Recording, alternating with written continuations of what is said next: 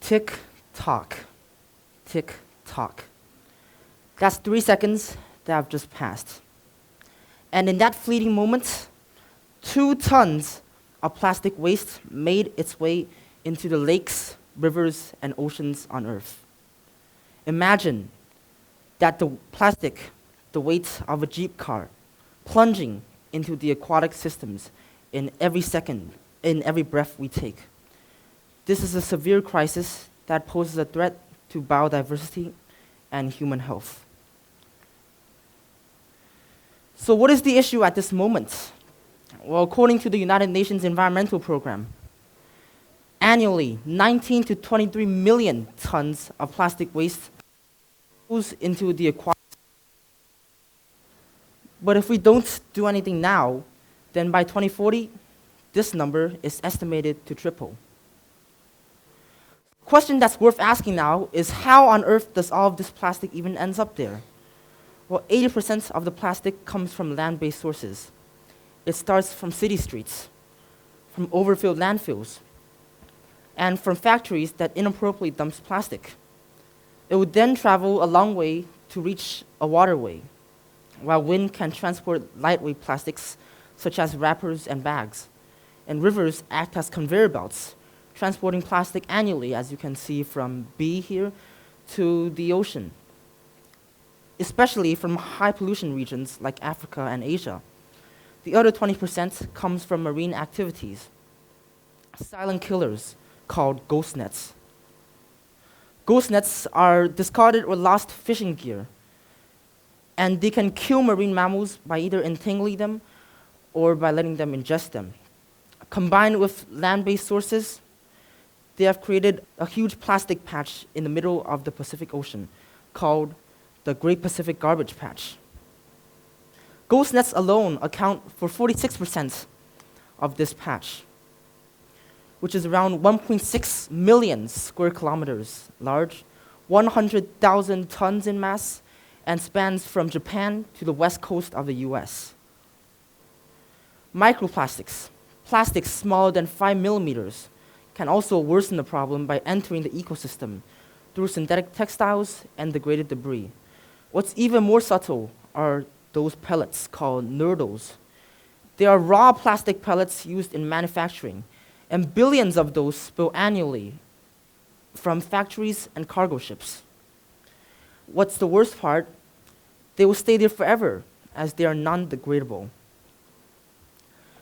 So what effect does this huge amount of plastic imply on organisms? In 2022, a sperm whale washed ashore in Greece. Its stomach held 135 plastic items, amongst them wrappers, bottles, even a car bumper. This magnificent creature, who sits at the top of the food chain, was eventually killed because plastic.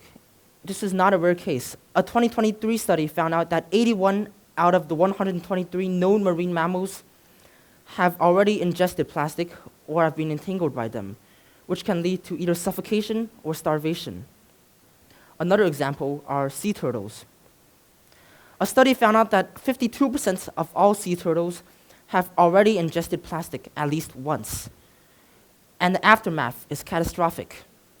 22% of them die after ingesting just one piece of plastic. And how about the gardens of the ocean? Coral reefs. Plastic bags can kill them by blocking out sunlight and bring disease. In fact, a single plastic bag can destroy a whole reef by suffocating the polyps that build them. Moreover, small invasive species can hitch rides on plastic waste. The Mediterranean, for example, used to flourish with biodiversity, but now battles foreign algae and jellyfish carried on plastic rafts.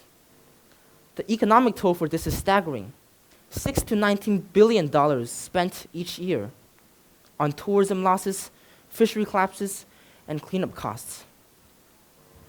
Microplastics, which are equally harmful but more subtle, impose a threat on humans and can also enter the ecosystem while absorbing harmful chemicals such as flame retardants, heavy metals, and pesticides. They'll first get absorbed by zooplankton and go up and up and up the food chain until they reach humans. Humans ingesting seafood can expect up to 5 grams of microplastic ingestion per week, which is the weight of a credit card. They can affect our lungs, kidneys, and brains by inflammaging them. They can cause problems with detoxification, cause the immune system to dysfunction, and can also cause an increased risk for cancer. So what are other countries doing about this increasing amounts of plastic? Countries like Rwanda and Kenya have banned plastic bags altogether, reducing plastic waste by over 80%. China has banned one-time use plastic bags and plastic tape for postage services. Hotels in China stopped offering those small shampoo bottles that are non-reusable, and they replaced them with those larger ones that are reusable. And countries and Canada have declared plastic as a toxic substance in 2021 and has banned most one-time use plastic items. The US has an even more ambitious plan to eradicate plastic on all public areas by 2032. If these measures are realized, then it can reduce plastic pollution by a great amount. So a new trend for recycling plastic is called upcycling, which involves transforming plastic waste into something better and reusable. It can be a minor thing, such as in this slide, you can see this bottle being upcycled into a decoration. Plastic can also be made into sandals and beddings, or perhaps something more major. This magnificent piece of artwork, for example, is made purely out of plastic straws. In fact, plastic bottles can even be used to make schools. These schools are called bottle schools, which are built using bottles stuffed with inorganic trash. The first ones are appearing in Guatemala and Ivory Coast and are transforming lives there by providing education and awareness. And recently, I have visited an aquarium in Okinawa, and upon the exit, I saw this model of a whale built using plastic bottles collected from the beach. This is an example of upcycling that reminds us that plastic does not belong into all of those waters, and we can make plastic waste into something better rather than just dumping them. In the end, there is a huge amount of plastic waste entering the aquatic systems every second.